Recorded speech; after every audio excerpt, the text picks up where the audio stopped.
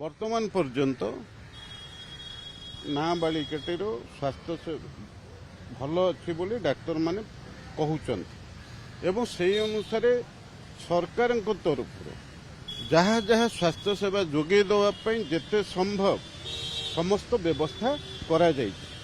तेणु वर्तमान झीटी भल अच्छी बोली ए प्रकार कथा मध्य आज डाक्तर माने आम संगे आलोचना कला बेले कहिसंती।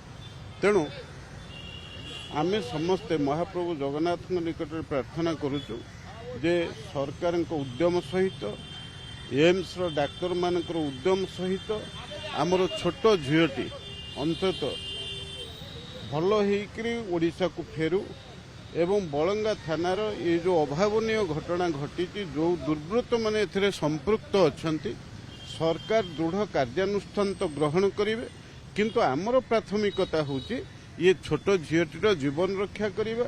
ये छोट छोट झीटी केमिति समस्त स्वास्थ्य सेवा सुविधा पाइकरी घर को फेरू आमे समस्ते कामना करू।